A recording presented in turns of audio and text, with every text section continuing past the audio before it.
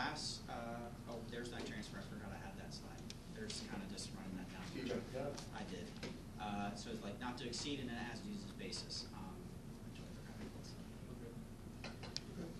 So here, this was the comparison if we selected all the budget priorities.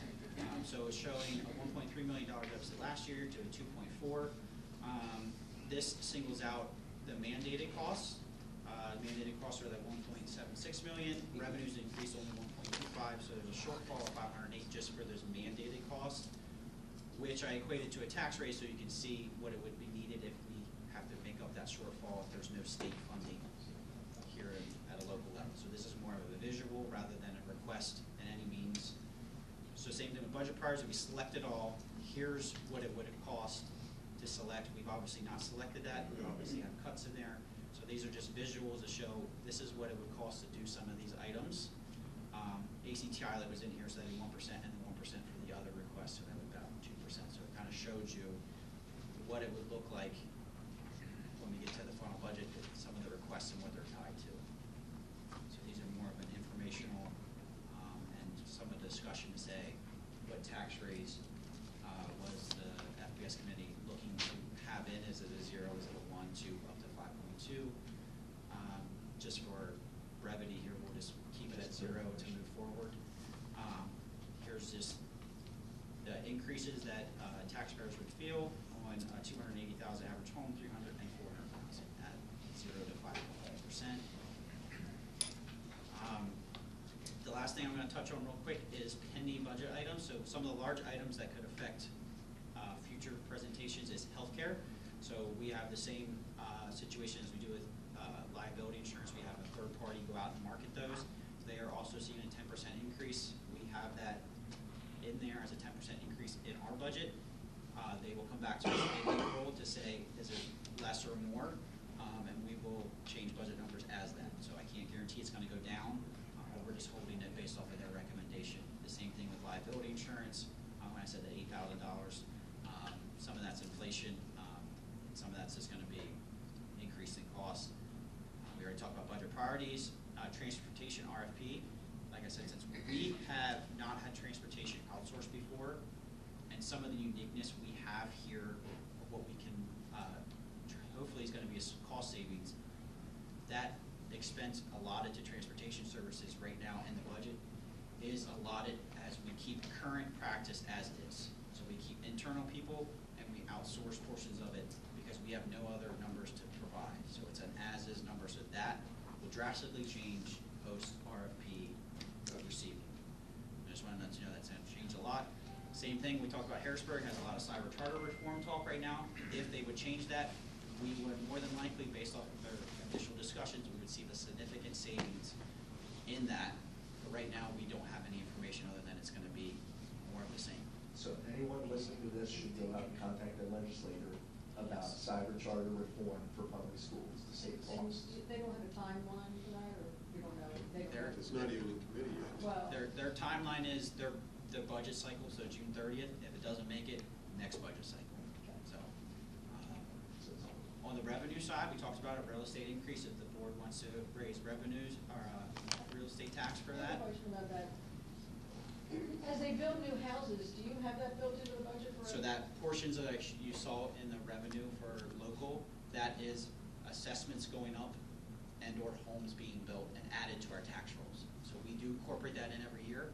In addition, if we raise taxes, those would also funnel back in. But so I update those. So you know how many houses are, like if they said we're going to put 30 houses next year, or you don't know anything like that? So we only add them as the tax rolls increase.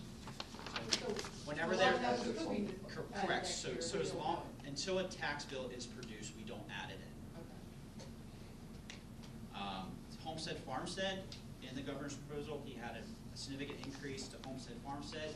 That'll be part of the budget process. We won't know that. That's typically in May. When we get those numbers and we can analyze that in part of the May presentation. As I talked before, state budget, governor's proposal included about $585,000 back to the district. A lot of that $501,000 is ready to learn. Very little basic ed subsidy and special ed subsidy is a unique thing this year. And obviously we pay attention to news. There's a lot that could happen in federal reform, and we're not sure how that's going to trickle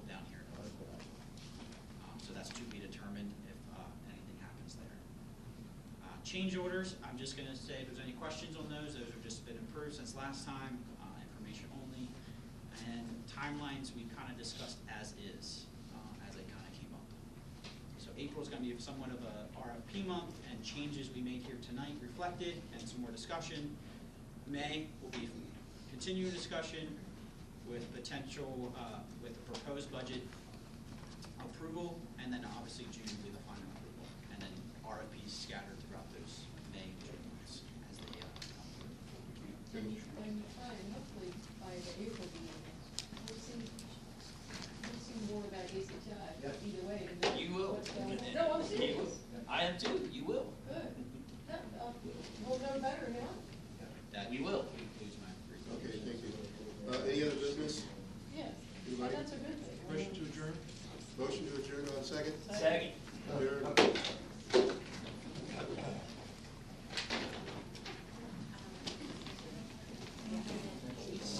Yeah, we need to talk some- 7:15, CCMP will start.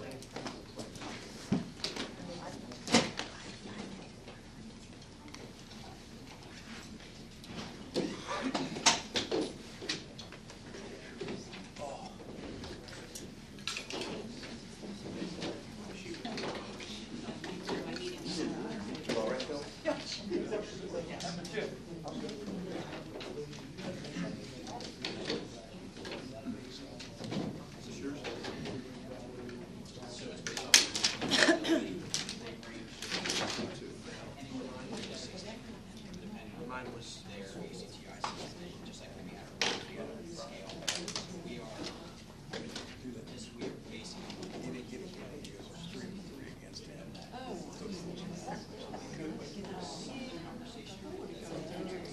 But I'm kind of interested. You know what I'd like to see? I'd like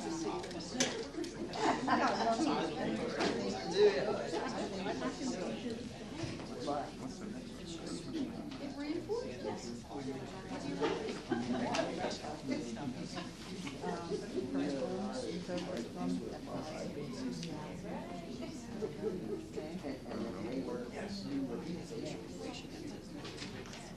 That way.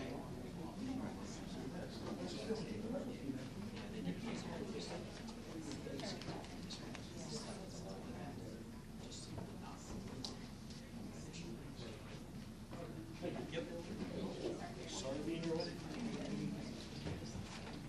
12 years sitting in reserves. $6.7 million sitting in reserves, that's 12 years of payments. You do not need to raise taxes this year. If we have $6.7 million you've already collected from the taxpayers, that's over 12 years worth of ACTI payments. You can't say you're not prioritizing ACTI. Just don't put it into capital reserve, put it into ACTI reserve. I'm misinformation, right? I guess we are.